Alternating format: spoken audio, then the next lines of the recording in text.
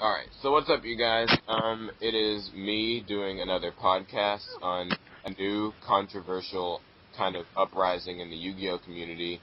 As I'm sure most of you have heard, a petition was made against Konami about this new ban list and about their just how they seem to sort of be manipulating the Yu-Gi-Oh TCG player base simply as a means to make more money. It seems like the new ban list was sort of just focused on promoting their new cars, promoting their new sales. And there's a few different ways to look at this. There's a petition online, but we're here to more or less discuss this. So we're going to be discussing the petition itself, maybe why it happened, where it might be going. We're going to discuss the ban list and our thoughts on whether or not it kind of was just a money bag or what. We're going to discuss how Konami communicates with the players, and then we'll just kind of discuss what this might all mean for the future of the game. So, starting out with the petition itself, do you guys think this is a good idea? Whoever wants to kind of go first. I don't think it's going to matter, personally. I really don't. Like, if you want to quit the game, quit. If you want to play, play. But I don't think telling Konami our concerns is going to do anything. And I'm sure that's got to be on some people's minds as well. Hunter, what about you? What do you think of this? I think I speak for the Micahs whenever I say it's just a bunch of butthurt people just trying to tell Konami what they think, and it's not actually. I agree with Justin. It's not going to do anything. They don't care. Like, there's enough of us that's going to continue to play anyway that they're just going to keep on going. I think it's a good idea that we're trying to let our voices be heard. As to whether or not Konami will do anything, of course, is kind of up in the air, leaning more in the no. They won't really care at all. Chris, I don't think they will. They don't listen to us. Chris, yeah, that's what I'm seeing happening. Konami's been pretty bad about not really listening to us. I mean, it's kind of obvious with their previous actions with ban lists and whatnot. I feel that this petition it's almost a little stupid because you have the option of playing. But I also understand because they're wanting their voice to be heard and they're wanting something to change and for this game to be repaired. Yeah. How strong of a following do you guys think that this petition will get? I know last night it was around like the 2,300, 2,400 mark. It said that once it hits 2,000, apparently it'll be sort of actually like sent straight to Konami. How many people do you guys think are going to follow this? It would take hundreds of thousands. It would take at least a fourth of the entire community. I think it would take enough people. Well, Hunter, what do you think? I'll just go ahead with what do you think? I mean, I don't think it obviously hasn't been rising fast because you posted it in our page 2-3 days ago and it was only to 2,000.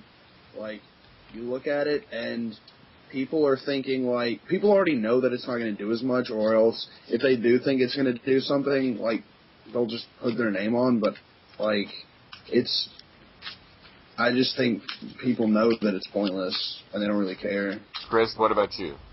I think it'll take a lot of people to make it effective. I mean, Konami has to see serious, sales dropping, or potential sales dropping. And, but I still think it's something that we need to try to do. Yeah, a lot of people have said that this seems like this will. I mean, getting 10,000 people will make this petition carry a lot more weight, and that's definitely what we need. But I feel like this petition was a bit passive, and by that I mean it was more or less just okay, Konami, we're gonna whine. You guys need to change something. I feel like Konami would definitely listen if there was more threat involved in this, as in, we will quit, Hunter, what do you think about that? I mean, I think that's kind of how it is, but to a point, I agree, we could have been a little bit better. Quit, whatever. Yeah, they don't care about 2,000 people. They've sold 25 billion cards or something. That's a lot. That's a lot. They've got all these people that are going to be playing in the game anyway, and, as long as there's money in it, people will continue to play. That's something I want to bring up. There is no real money in Yu-Gi-Oh! Not anymore. Because every resource you get, everything that you spend money or quote invest in, it's got planned obsolescence. It's going to be useless at one point in time.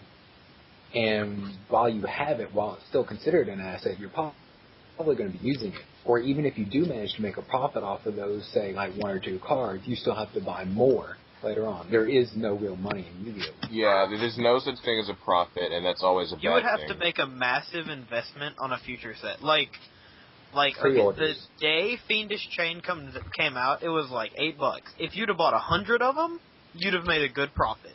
But how the hell were you supposed to know during a format for which everything was graveyard-based that in 4 sets they would have this hyper-effect-based format that would put a card like that as such an overpriced, card? Yeah, I feel like that's one of the things about Yu-Gi-Oh! Dog barking in the background. I feel like that's one of the things about Yu-Gi-Oh! There's no such thing as money, but Konami still makes money off of this. What do you guys think about Konami making money, but us not really making any, still spending it though? I think it's kind of stupid on the players' parts. I mean, of course Konami's going to make money. Cards are going to be sold. That's how the game is pretty much played. But really, if players would stop saying X card is worth over $100, then it wouldn't be worth $100. It's completely, supply and demand, or just whatever we say it is on price. Yeah, I mean, the supply and demand is the problem. The supply for tour guides is what, 1 in every 2-3 boxes? I mean, probably less than that. Yeah, I feel like just the player mentality that things must be bought for less and sold for more. Hunter, what was your analogy for that? There was something I saw in Pojo that said, it said that a Yu-Gi-Oh! Player would probably buy a $5 bill for $4 and try to sell it for $6. Yeah, I agree. That mentality, that makes the price of the game sort of the player's fault. And I will give Konami this. They did a good job of making sure that this set was not too unbalanced as far as card rarities go. All of the Inzectors were in easy-to-get rarities. Wind-Up Rat was only super.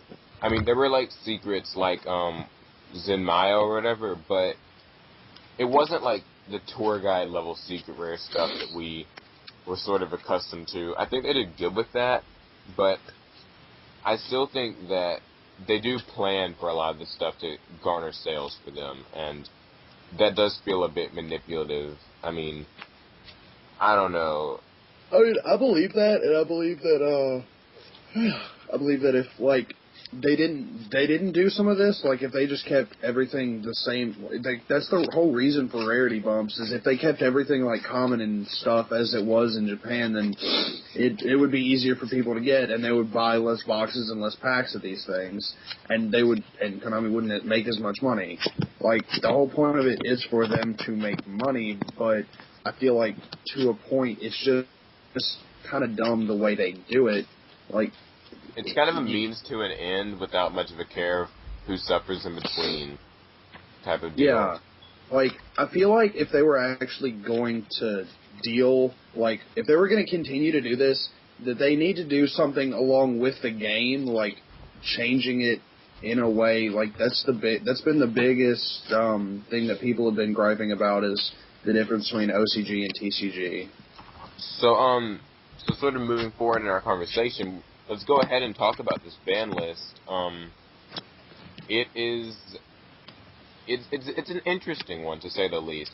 A lot of people can agree. I don't think anyone can completely disagree that this ban list didn't seem to be entirely based on balancing the game. We'll say that. It seemed like selling future Balancing? sets. You mean killing synchros in every single way? Yeah, That's a pretty good balance. I wouldn't say that's balanced. I would say that basically they phased out synchros. That's natural. But it seems like they didn't really do anything to deal with the 2 very powerful top tier decks, one of which can loop your field away, one of which can loop your hand away. It feels like it was just made simply to, just force their way in. Hunter, what do you think of this ban list? I feel like if nobody else is going to talk about it, I know, I could have told you before the ban list that they weren't going to do anything to Insectors, Windups, or Rabbit, not only because they're all Exceed-based, but because of the fact that there really is, like, everything was new, or new-ish, that they weren't really going to touch, and because they, of course, wanted their sales, like, it was obvious for that. The reason they did a lot of stuff was because of the way that it was occurring over in Japan. Like, all of the TCG knew what was going to be good the rest at the start of the format, but everybody was like, oh, they need to hit things, and I could have told you they weren't. There's really nothing to do about them. And Konami was okay with that, and truthfully, I sort of am too. Okay, we're adding Robert to this podcast. I think he wants to join in. Hey. Oh, hey. If you can add me in on Robert's, I'm on Robert's computer right now. We can do it from there, so it'll be better sound quality. Oh, I mean, it's fine right now. For now. But did Robert want to join in? Probably not. Oh, okay, that's fine. Well, anyways, we're just talking about the ban list and its influences. Did it seem to really be more influence from... Invite to Robert. Huh? Oh, you want me to send him one? Yeah, send an invite to Robert's computer. I'm using that. Okay. Yeah.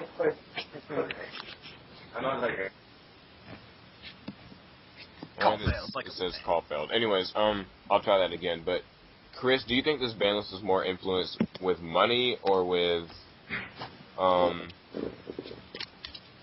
what? I mean, what do you think, Chris? Oh, it's definitely money, in my opinion. They did a very minor balancing, but my main qualm is Trishula is now gone, which really just kind of sees, which I see as Trishula at this point in time, besides Brio, is probably the most powerful synchro, and they decided to phase it out, almost making it not really worth trying to go for a synchro deck anymore. I mean, it's just kind of obvious that they're trying to push their seeds, trying to sell a few more packs, and that's pretty much all I have to say about it. I mean, they're pushing Exceeds hard. They're pushing them harder than they need to be pushing. I mean, I understand pushing a new product, but they're doing it to the point where it's almost being forced if you want to play the game. What do you guys think about, I think it's odd how you say new product when it's just like one card. Like, they want you to buy the Zen Mains box. That's it. Because what other Exceed can you not get for under $20? I mean, like, what do you guys think about just simply the fact that, okay, this is sort of similar to how the Samurai thing was last two formats ago, where basically windups have a hand loop, Insectors have a field loop. These both existed. Nothing was done to change them. We're going to have to deal with another 6 months of them because Konami wants to sell them. What do you guys think of that? It's a little different from Samurais in the fact that when Samurais were out, it was literally just Samurais. There was nothing that could compete with Samurais on that kind of level. Now we have 3 decks that compete with each other on the same level. But when Samurais were out, it was just that one deck. I mean, he has a big point because, like, there was really, like, agents weren't really big at that point, and plants were the only thing before Samurai that were viable, and so everybody was just playing Samurai. That's true. I mean, like, I just feel like some players, they are frustrated by the fact, though, that nothing was done to hit these decks, and it feels like what this ban list did do, though, regardless of how you look at it, it not only phased out synchros, but it phased out nearly everything else. Like, agents as a deck are non-viable now. Like, well, yeah, it was because they were pretty much tier 0 over in Japan, like, until Order of Chaos came out. My main qualm about this isn't even necessarily the power creep. It's that they're repeating processes and basically changing game mechanics to fit whatever they say goes. Windups can loop 3 out of the hand. Wasn't there a deck before that could do that? I think we called them Infernities. X-Sabers? No, it was X-Sabers. No, Infernities did it too. I was like, no, Infernities loop out their own hand and then just kill you. No, Like, I think they're talking about the Infernity's Trishula loop, but that didn't happen over here in America. Infernity's Randomizer, was it? No, Randomizer was someone else. and Wait, That's listen some to kind what of- you guys listen to what Chris is saying though. Like, give him and a we've had chance. sabers. They knew hand loops killed.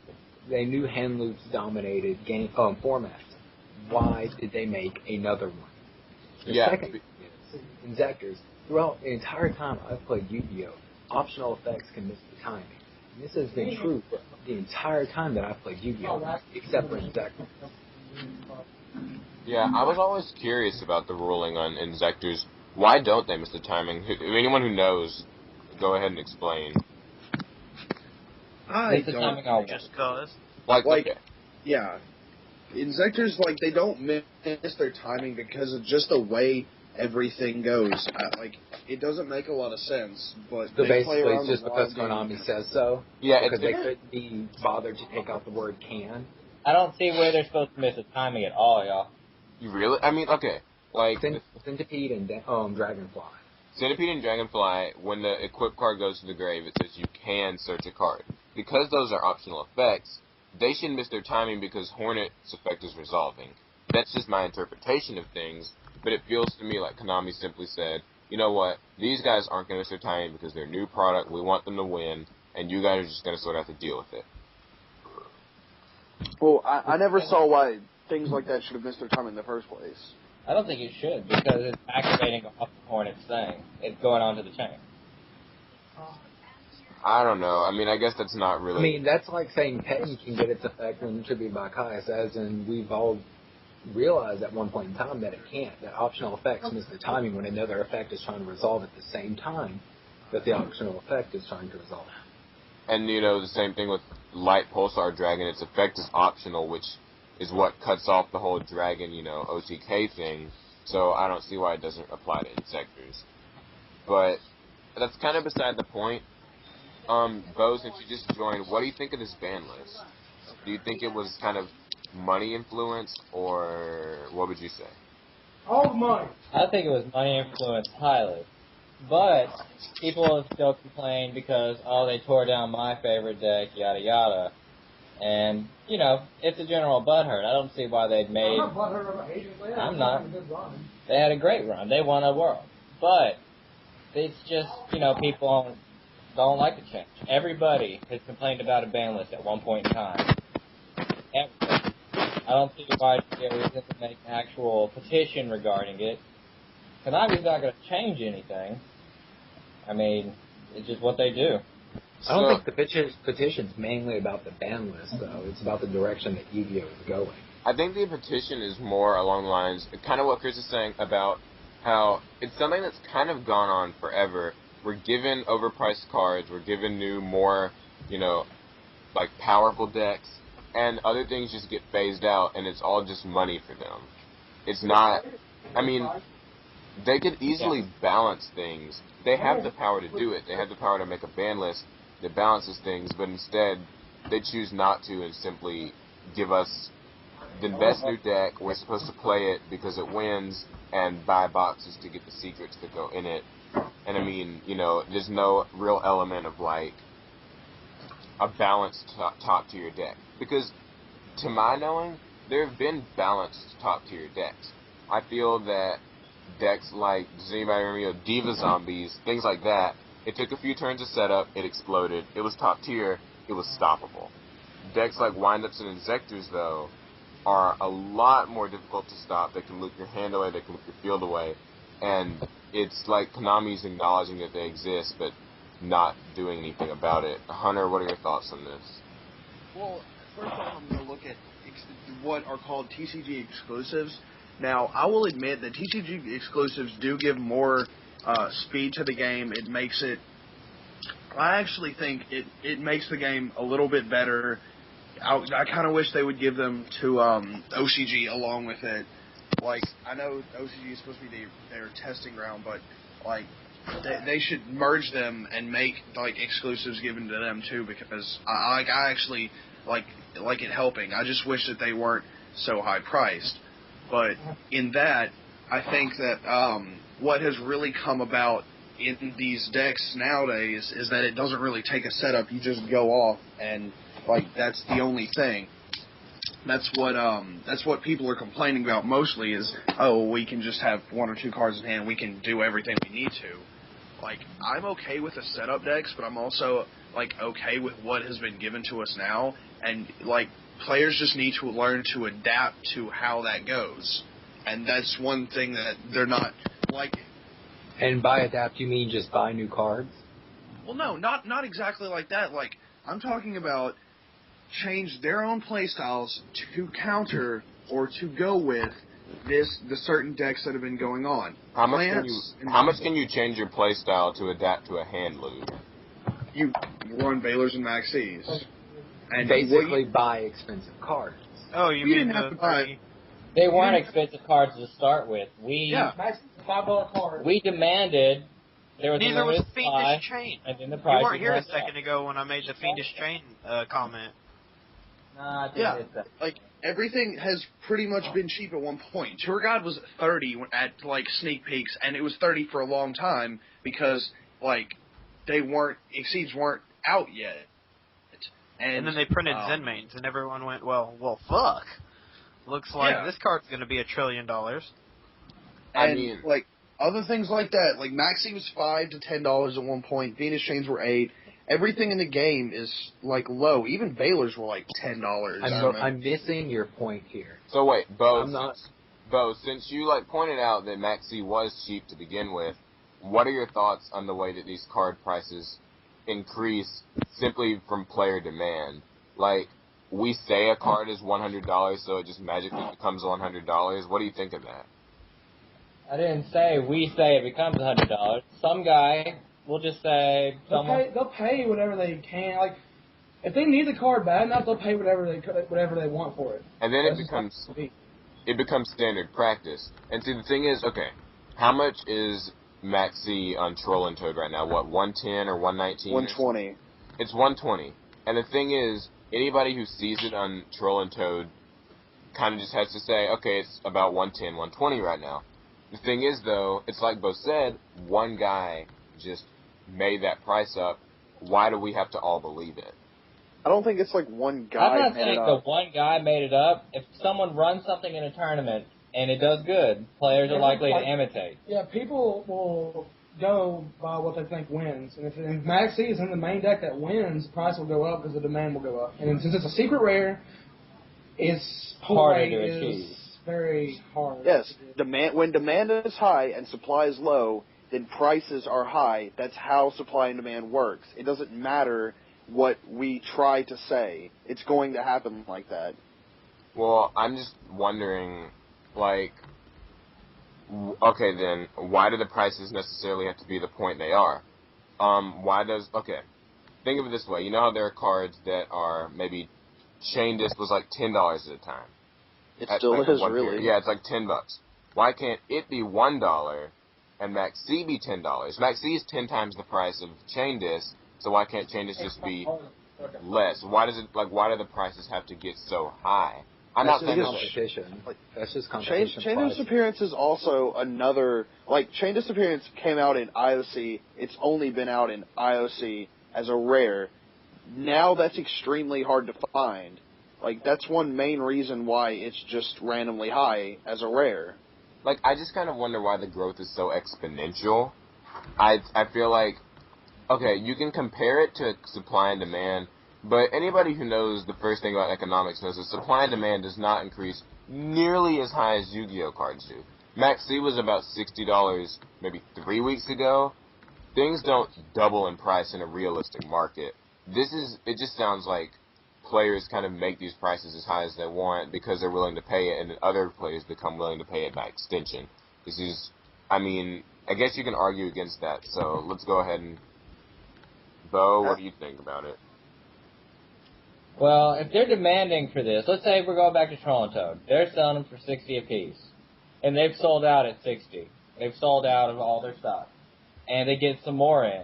If they went that fast, they can add on another $5 charge, here and there. That sells in again. They'll just raise the price up and up. Basically, it sounds like... Yeah, so it's kind of... I'll agree, it's kind of players' fault for paying this much. I mean, Justin, maybe yes, no. Would you say there's a certain source to blame? How about that? Yeah, how good the card is. That's something. There's a blame. Like, So, this game isn't generic. This is not a generic game. You can look at any other card game, and you can see this card. And it could be anything. It could be just like, this card, generically good. This is a common, it's generically good, it can go in this deck, and this deck, and this deck. In Yu-Gi-Oh! We have this one card that only works in this one deck in this one specific way. And it can't do anything else ever. well, the thing is, these... I mean, I sort of see what you're getting at. They're, like... I mean, you could call them staples. Well, the thing is, if that's the case... Alright, would you guys agree that Maxi is a staple to do well this format? Maxi and Effect Veiler? More or less, yes, no? We have two different types of staples, though. We have deck staples, and then we have archetype staples, like Hornet. Hornet is an archetype staple. Well, you no, must what have I Hornet mean, in order like, to okay. run that deck. What I mean is, like, would you guys say that Maxi can go into any deck, and in this format should go into any deck? Like, Hunter, would you agree? If you really want me to say this, yes, because it has, it's pretty much just like a generic card that gives you free pluses, All right, Chris. or at least an even. It's like, it's pretty much better than Upstart Goblin, because you're always going to get your even out of it, and it stops your opponent. Like, it's good for a certain reason, and yes, I believe it should go into any deck, because it also counters other strategies. All right. So, Chris, would you say Maxi is a staple? Staple, yes. All but right. I also kind of want to bring up the fact that probably everyone maining stuff like Maxi and Baylor's, as staples is probably why Stun won YCS. So, all right. Beau, Yes. would you agree that Maxi is more or less kind of a staple? Well, Beau's out right now. I'm going to take over for him as Mason. All right. I think Maxi is staple in some decks. Like you could side deck it against like windups, but Maxi is pretty much dead against Dino Rabbit and windups. Like if Dino Rabbit ran Maxi in like threes, they would draw into the vanilla engine. And if Inzectors ran 3 Maxi, they would draw into their engine, making their loop dead. So in a sense, depending on how you draw with it, it's good. But other than that, Maxi kind of ruins your engine unless you're running windups. So the question here, since everybody more or less agrees that it's about re-staple status. Why? Okay. Konami should know this by now, that Maxi is at this level of staple. How come it isn't as readily available as Heavy Storm, Dark Hole, Monster Reborn that are running everything? I mean, I know this kind of gets into me just sounding a bit butthurt and wanting it reprinted, tough luck.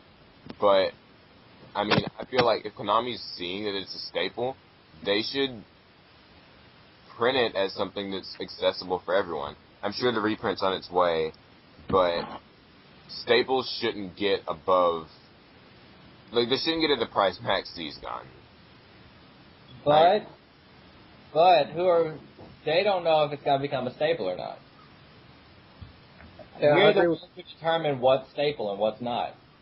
But you kind of say that Konami doesn't know what's a good card and what's not. I mean, they know when something, I mean, they write these cards with the potential in mind, I think. I don't even think they have an R&D. I really don't. I agree with you. There's no way that they have a real R&D, at least for TCG. Yeah, I'm going to get Julian to take pictures. I don't feel that... Yeah, I agree. Julia, please send us some pictures. If you are watching this, which I know you're not, you're probably too busy, I don't know, posting crap on Pojo. But I want to know if Konami's really gotten R&D, because we can tell certain cards are designed to be better than others, certain cards are designed to be accessible, and we all know that Maxi, when it came out, wasn't the biggest deal. It became a big deal. I get the feeling Konami did see that from the start when they made it. So, I think it should be more readily distributed than it is. I think they're Their using... R&D department should be made up of, a locals topper. Just, get 3 people who top at the locals down the street, have them come in and play with the Inzector deck before it's out. Then when they walk out of the room, they slap the first guy they see and go, no. I think Konami, knowing that these cards are going to be this good, should either make them readily accessible, like make Maxi accessible because they know it's going to be the only way to counter this upcoming deck, or don't. That or just, do you see what I'm saying? More than just that, in my opinion, I think a real research, just real testing groups, because, I'm sorry, we should not have these complicated rulings and rulings just because Konami says so this late in the game. This game been going on how many years? And Ron... And we still have confusing wording. We still have things like it was badly translated from Japanese, and they just kind of bullshit something together. And you guys know Ron, Stardust Assault deck, Ron. Yeah. Yes. So, okay, I was talking to him outside Dragon's Lair the other Saturday, and he was saying it's basically, it's been years, and some of us are still questioning the same rulings. Like, does this still work? Does Neospace and Grand Mole flip? I mean, things that seem like they should have been so well established, but Konami doesn't seem to support us in that. And that leads us to our third point, is Konami communication. What do you guys think of the job, good or bad, that Konami does with communicating with its players? I, for one, will start this off by saying, I feel that they don't communicate with us enough. I feel like all we pretty much get is some vague event coverage and announcements of new products. We don't get anything else. There's no official forum. There's no place for us to really see official rulings from Konami, and they don't reply to email. I don't feel like they communicate with us enough. That's my... The new problem-solving text should have, I'm going to say should, yeah, have eliminated the need for rulings. Should have, if it was printed on everything, but I guess they're in the process of reprinting everything with the problem-solving text. I'm actually looking at another thing, and there are some things with the problem-solving text that still don't exactly tell you things. Like, there's some things with problem-solving text that don't talk about targeting or not. I think that a thing with the problem-solving text should be to say, if this card targets, then make it literally say on the card, this card targets A, B. Like, since now they had to rule that injectors don't target, they should have put that on the card saying don't target, but I don't know. Yeah. So they don't target now? Yeah. Oh, no, they never target, did. They target what they're destroying, but they don't target what they're equiping. Yeah. Oh, okay. So if a Dragonfly is about to equip a Hornet from the grave and they DD Crow it, they can just pick something else. Okay. Kind of like Drill Warrior. Well, yeah, I'm serious. I think Yu-Gi-Oh card text is written, at least for English, by blind chimpanzees. I am almost serious. Card text? Yeah, that's what. But we occasionally have an R&D. Yeah. See, Hunter pointed out something I think should be on every card. Hunter, do you remember when you said they should put on every card this effect can be chained? Because that causes the most crap with cards like Wind Up Rabbit that can just get around everything. And because there's been a lot of big rulings between Wind Up Rabbit, also the way Zen Mighty goes around, Shark goes around, Factory goes around. People have been saying, and Magician, Factory and Magician, they've been, I think it's been ruled that they have to activate in a new chain, and that's one thing you don't understand about. Yeah, of course, we won't know officially until some random judge at a higher event says so, because Konami cannot actually, communicate with its players properly. I think we should do something. They did it with Piercing and with Vanish. I think we should actually have a keyword system. Yeah. I know Magic has one and that may be stealing, but... It's not stealing, it's a good idea. It's not a bad idea for a game as complex as Yu-Gi-Oh! Yeah, because Yu-Gi-Oh's all about these chains and stuff, and, we're still sitting here arguing over what target. How many of y'all are registered judges? Huh? Paul is... I am. How many of y'all are actually registered judges, though? I actually... Paul is a registered judge. I am. What I'm thinking, is... Okay. There's two on this side. You can go to the judges forum. If you have an issue, you can ask your judge. The judge can go up above, go to the judges forum, get feedback from Konami level judges, pretty much whatever we need for the information. I know y'all feel a little lost out there, and going to the internet's a good first step. It's like Googling something right off the bat. That's good. But that means there's always chance that it could be wrong. So why don't you You can tell me? ask us. I will go straight up there to a judge forum. I will ask the question for you. We'll get the correct answer, and I'll bring it right back to y'all. Like candy. If that's the case, why not just have it like this? All Yu-Gi-Oh players can see a website. How come? Okay, why isn't there just a Yu-Gi-Oh forum where any player can post any That's question? called Someone's gonna troll Pojo. you. You know how that works. Unlimited trolling. That's what that is. That's called Pojo. That's pretty much what that is. Unlimited. Yeah, but And Isn't it any sort of other player pathetic can that- come back, make a ruling, and just say, "Oh, this is how it is," and it not be correct from up I mean, there. okay, how about this? Konami runs the forum. It's was like Yu-Gi-Oh!/forums.com, like something that's Konami sanctioned, and there are Konami moderators. They clearly identified, like they have a star by their name or something, which means this is a Konami judge. Any player can ask questions. Konami judges answer. I mean, this leads me to believe that Konami must have a really small quote R&D if they can't, if they don't have the time or resources to uphold a forum. Like, I think that should be something that all of us players have access to. Why should we have to go to our local judge and get them to go to this hidden forum and get an answer and then bring it back to us? Like, you can't do that. There'd have to be hundreds of moderators because the amount of trolling that goes on is, like, too damn high. It's just going to keep happening. We have a high player base, too. Well, I mean, Yeah. the thing is, I mean, even if we don't have a forums, we need some sort of, like, database where there are official rulings that access for anyone to see. I mean... Or here's an idea. How about the forum becomes view only? Alright, I think all players should be able to view the judge forum, and only judges can post. What do you guys think of that idea? I feel like that would solve it a little bit better, yes. Because we would be able to see, what's being asked and what's answered, and random player named Jimmy can't just make an account and just, type away, just trolling. But we can still all see this stuff. It's always good to know that you can tell your local judge to go on the judge forum and find things out, but wouldn't it be nice if we could just see it ourselves and just not post because that would be too much spam? I don't think that's asking for too much. This is why on things they tell you before the event, go up to your head judge and talk to them and ask them any question you have. So that means... Isn't that kind of ridiculous, though, that you have to check region from region on a game that's been going on, again, how many years? You would think by now, after how many complicated rulings have we had? How many formats have we been through? Or what if it's like something... They should have something set up beforehand. Yeah, why get do us you have to organized. go to these judges on the day of an event? And the thing is, if they're encouraging you to do this, then doesn't that mean that there could be a line of players all coming to the head judge asking these questions? I mean, I know it sounds like I'm being butthurt and ranting, but this just sounds like a lack of organization on Konami's part. Justin, what do you think about it? Meh. I mean, if you're gonna set up a database or do something like that, I don't know, all of our rulings, all of our shit like that, we shouldn't have to have shit like that. We should just have, this card does this.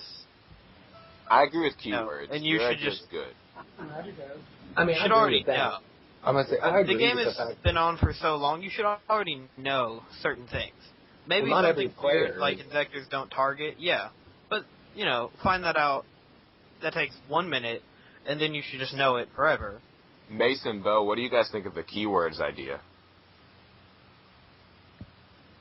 Keywords, target, I think there are enough keywords for us to actually understand it. I feel like... If you know your ignition, trigger, continuous, and quick effects, you should, So maybe this problem simply comes from players not understanding the different types of effects and things. Like, maybe it's just a player fault type thing. It's not really Konami's bad. Well, Yu-Gi-Oh! Also has a fairly complicated system of way everything can go down. I mean, the initial system isn't bad, but when you start throwing in so many cards that are ruled different ways, and then just the way different cards work, and then you break down the battle phase, and you break down everything, it gets to be kind of complicated. I mean, I'd like to think... It's hard to get a new player into the game, because you're like, here's some cards, they're pretty cool. Now here's a novel. Read it and memorize every single word, because if you don't, you won't know how to do anything. I mean, I like to think that having a good knowledge of, like, all the different types of effects, or the 6 different kinds, would help you, but I've seen Mason and Beau stumped on rulings before, and they're pretty much the most advised, knowledgeable players at the shop as far as game mechanics, chains, rulings work, and I've seen them stumped on things that just shouldn't really, that should be simple if, you know, if this game worked the way it should. Hunter, like, what do you think of, like, this sort of thing, the way it happens?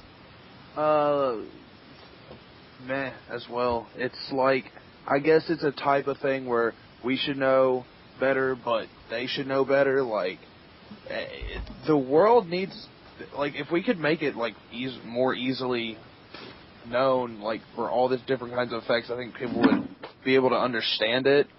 Like, I guess that's what Wikia kind of does. It kind of tells you what kind of effects a certain card has. Like, to this day, different kind of effects are in, like, the rule book, the basic rule book that you should read. I mean, I understand no one reads it, but if you read it, we can have some time saved. We wouldn't be having arguments regarding stuff. So like, what's quick effect? Well, I know, but what I'm saying is, like, to this day, there's still an argument about whether Wangu is a continuous effect or something like a trigger, quick, things like this. Most of us, to this point, know, but there's still some that try to argue about it. And certain types of rulings that people still try to argue about, even though most of the majority knows, like, the way certain other things have happened, people try to use as leverage. Let me use it as a kind of leverage for different examples. So people kind of rule shark people mostly. I mean, they're so stuck in their way of, oh yeah, it works like this, and once you get into that, you're gonna try and do whatever you do to win. That was a great example. Yes, Karen. Anyway. So yeah. So like, beyond just rulings though. All right, we're gonna talk about just general Konami communication. What do you guys think of Konami consulting with high-up players about what to do with new releases, reprints, ban lists? Do you guys think that would be a good idea? How do you think it should be gone about? Mason or Beau, one of you, maybe start off. Okay, so who's gonna deem who's a high-up player or not? You get certain people who just, I just want to YCS, could have stacked their way through porn. Yeah. But I mean, there's no way to tell who's a dedicated player base and, who's that guy who's just perfect at the game in every way. I haven't seen somebody besides, Billy Bragg? Billy Bragg or Adam Korn, maybe. Yes, I said stack. He's stacked. I mean, I just went against whatever it said. But the thing is, who's going to determine who's, the great player base is going to determine the format, if that card's too broken, yada, yada. Yeah, he does have a good point there. But I feel like if you ask a high-end player, they would look at the cards in the new set and then go, this deck is going to be amazing. I want it. So it could be just a form of manipulation. Okay, but Justin, who's the high-end player? Pick a high-end player. I don't know. Exactly. That's the point. Like, it's the point of who I'm saying the person they ask. Just like if they ask anyone, X, that person. But there's no way to determine who the high-end player is. Chris, what do you think of this? Exactly why I think, like, I know what a lot of people have said before the ban list is A, B, C. Well, maybe Konami should look at A, B, and see if that would work, maybe rather than what they thought. Just put a little consideration into it. Yeah, I agree with Hunter. I think that maybe, it would be too much trouble to throw a bunch of players into a mosh pit and say, decide what we should do with the ban list. Because that would just be mass chaos. People would want everything. I think if we did sort of like what Hunter, I think this is what you're saying, Hunter, is basically Konami gives us ban list A, ban list B, ban list C, maybe some sort of a vote. The vote does not mean that will be the ban list. The vote just shows Konami that's what a lot of players... Well, no, that's not even what I was saying. What I'm saying is, like, listen to what the players had to say. What most players said, to fix plants, ban Dandelion, it's done. Maybe they should have just done that rather than fuck all the tuners. But that was their own accord because that's what they wanted to push. That's a different story, I understand. But, like, listen to what the players have to say about the list and maybe take that in consideration. Beau, what were you saying? Hold on, 1 second. That was a money game because they banned the tuners That cuts synchros out of the equation, so Yeah, they push it that's- speed. Like, I understand that, but I'm just saying, like, that was a poor example, yes, but just try to, like, maybe listen a little more to the player base and what we think could do. Chris, the game. so Chris, what do you think of Konami, like, maybe communicating with players to decide on new releases and ban lists? What are your thoughts? I'm sorry, I'm probably going to get a lot of rage for this, but the average Yu-Gi-Oh player is stupid. I'll agree on that. Yay! I mean, Okay, the average Yu-Gi-Oh player is stupid. I mean, I like chocolate milk.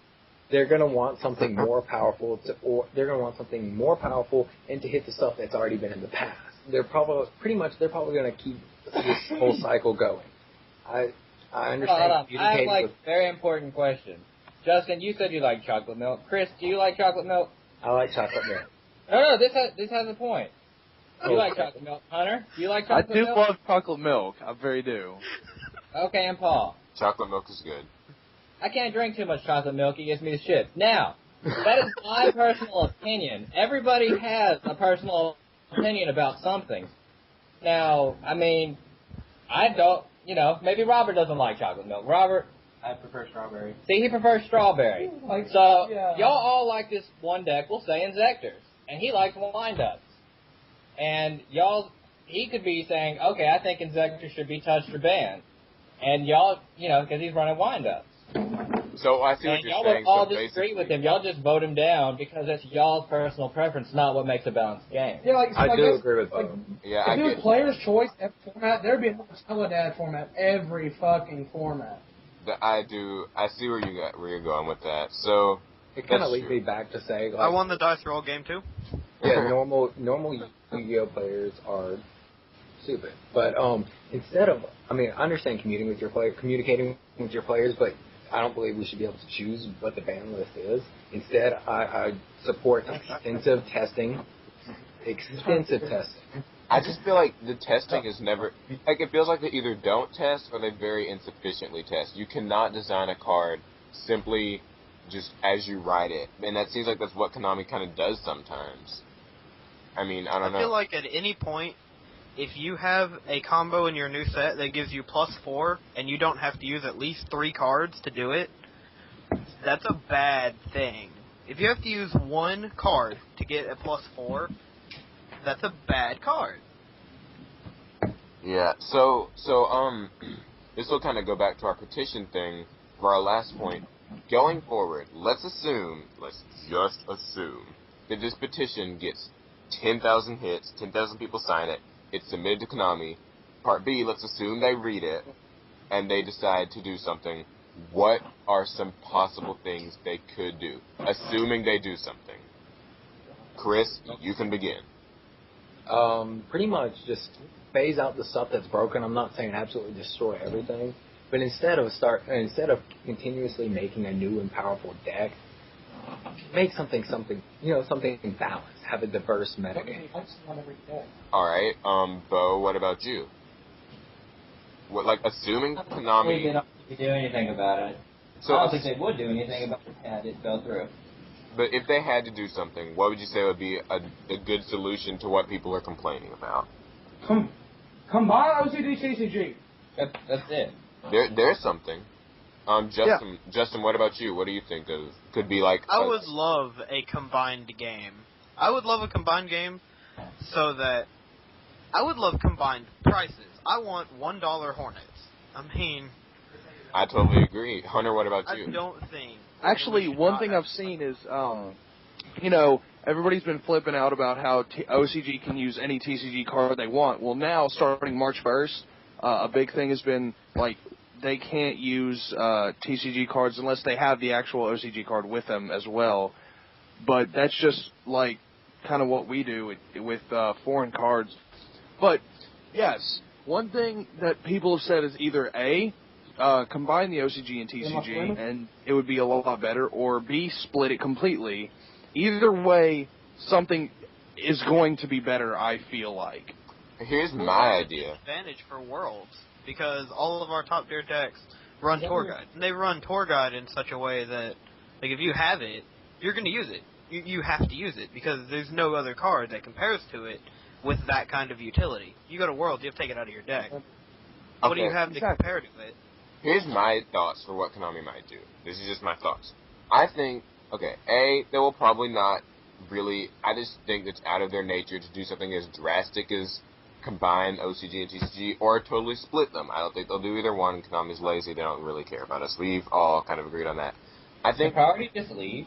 I'd accept that. That'd be my best solution. That'd be cool. Go. So what I'm thinking is maybe Konami would consider this. Konami just decides to, in the next set, release another TCG exclusive. Yeah, we all love that. Release a TCG exclusive that very effectively tames windups and injectors. Make it maybe a hand trap or something.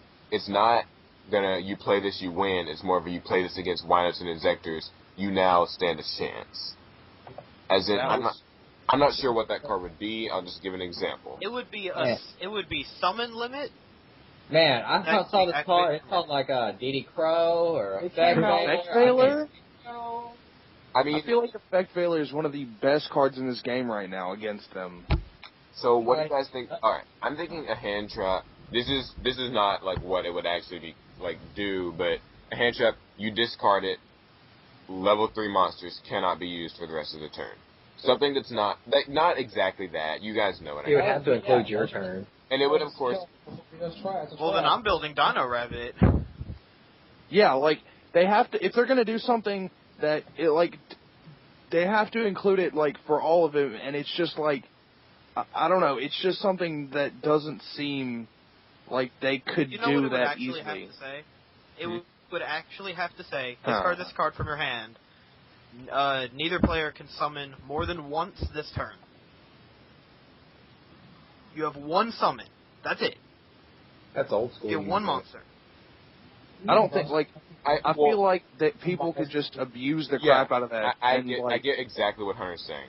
I know exactly what he's saying. 6 Sams go crazy, your turn, they pitch that card.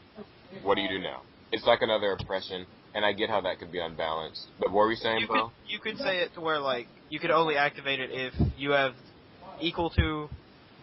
Yeah. See, then it gets so semantic. Then it gets just too situational, and it doesn't really work. Like, I think they do sometimes think about what they're doing, and sometimes they don't. Sometimes. Like, yeah, he says that like it's very few. Well, they do actually, like, I remember last banlist, they thought about it, and they actually did good in September 2010, but that was a time when they actually did think about it, and then March 2011, they're just like, fuck it, we like money. And that's what they did, and they didn't really think about the rest. The March ban list is normally an aggressive ban list. As long as I've played, March ban list is where shit goes down. I think it's because of Nats and Worlds, I'm going to be honest. That is really true. It didn't have to change anything. Everything was already aggressive. That's why. Everything's aggressive, so the March ban list. And then once we hit to September, the fall ban list. September is going to be a butt-fuck. I'm going to trade off as much as possible. I'm trading off everything in Yu-Gi-Oh! I'm going to quit for a month. I swear. Yeah. It's going to be weird to see what you need to pick up. up. Sell my whole collection. I'm probably going to do nearly the same, like, except for a few things that I know can't be touched, like my machines, because they're funny. Like, I'm going to run fucking gadgets. Everything's going to get banned. I'm going to run gadgets. Like, gadgets? I feel like, so do you guys feel like maybe Konami is doing this simply kind of as a way to make sure Worlds is as wild as possible? I mean, no. Nats and Worlds. They're, like, trying to balance it out a little bit, but one thing we all know is that, number one, unless there's other broken decks released before Worlds, Indexers are going to win Worlds because they're the only thing in TCG and OCG that's nearly the same, and that's the only deck that's going to give us a chance because it's the only deck that we can play without Tour Guide. Yeah. Chris, what do you think? Do you think that there's a reason why March ban lists are aggressive, or think it might just be coincidence? No, it's not coincidence. I do believe it's for tournament sakes. It's pretty much just the only thing I could even possibly think of. It can't be any more for money than the other ones are, can it? Lies. Well, to be fair, the prices for cards raise as the tournament season gets closer to Worlds. So yeah, and once you notice that Worlds ends, like, everything drops again. And That's then, the same for pretty much any tournament. You can price gouge out of YCS like there's no tomorrow. yeah.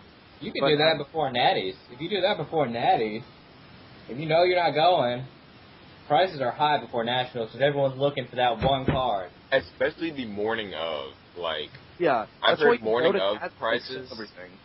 Like, morning of prices can get late high. unless you're selling. I mean, if you're selling online, morning of would be too late. But Well, if you're there at the Natty, you're not playing, and you have all this shit, yeah, I would load it as soon as fucking possible, because it's going to drop. When I went to the 2009 Nationals, Dark Strike Fighter sold for $90 fucking. It was a super rare. And it was a super rare. Yeah, it's... I miss Dark Strike Fighter. Don't worry, Beau. I'm pretty sure they'll bring him back in some evil incarnation that's even worse. No, they can't, you see, because there's no way an Exceed can do that. Oh, yeah, right. Don't even go fuck there. hell yeah. Yeah, Super Dreadnought, motherfucker. Dreadnought. Yeah, we're all Boost waiting. off packs. We're all waiting. You read like, Black Corn yet? Black Corn's mean. So, yeah, so, like, basically... Don't call Corn black like that, that's racist. Well, what are you gonna call him? He ain't Mexican. So, I guess to sum That's up... awesome. So sum up this podcast, we're gonna just sort of do a final verdict on this petition thing. Beau, just what's your final verdict on this entire petition thing? Well, It should fail because a lot of people are butthurt. Did you actually read what it said in the paragraph describing the petition? Abstain from buying packs or entering locals, regionals, or nationals. Yeah, I read it. It was weird. It Justin, sounded a bit butthurt to me. That's all I read. I read that, man, if I don't have injectors or something, I'm butthurt because that means I have to buy more product. so Justin, what about you? Yay or nay for this? Are you in I think support it's of this? hilarious. I think it's just a hilarious idea, and it's funny to watch a bunch of people who are mad at the same thing complain to each other. Hunter, what about you? I agree with Beau on this one. It's just a bunch of butthurt people. Like, it happens every ban list, and it's going to keep happening, and nothing's going to happen after it. And Chris, what about you? I kind of support the spirit. I believe in the meta game does need to be fixed, but the only way that's going to actually ever happen is by a lot of people dropping or just hurting Konami's wallet. I mean, a petition may get the idea out there, but it's not going to change anything. All right. Well, as for me, I think that it is good that people are doing this. It's good that we're trying to quote unite, let our voices be heard, all that BS. I think it's great. I don't think Konami will do anything, but I think it's nice to show that we at least all kind of have the same common goals. So I guess that wraps up our podcast. On the fucking list is banned. So I guess that wraps up our podcast. I have one concern as a player, and I want to say this. Oh, go ahead. This game is so expensive, and it's been expensive for a long time. My worst concern is, I never see any new players. There's no new faces. Because how do you say to somebody, you should play this game, but only if you have a spare grand? Yeah. I would love to see new faces. That's true. But it's just not going to happen. So, yeah, you guys, I guess that sums up our podcast. Also, I have one more comment. oh. Justin, you don't seem to play that much. I've seen you play once in the last couple months. Because I didn't like the Tengu thing. I quit for 2 months. Now I'm back. Let's not let the wars I'm going to start playing. Let's not let the wars begin. 4 weeks Let's not. where the Magic people took our tournament. I played in the last tournament. I got second. What do you I want like from that me? Magic tournament. That was a fun Magic tournament. I like that tournament. Alright, so you guys, if you got God, you want to see me with my card sideways. suggestions for another podcast, comments, please comment on this. Thanks for watching. And this is just everybody, Chris, Hunter, Justin, Robert, well, not really Robert, Beau, and Mason. And thanks for watching. Watch again. Subscribe to Mason's channel, and we will see you guys later. Stacking.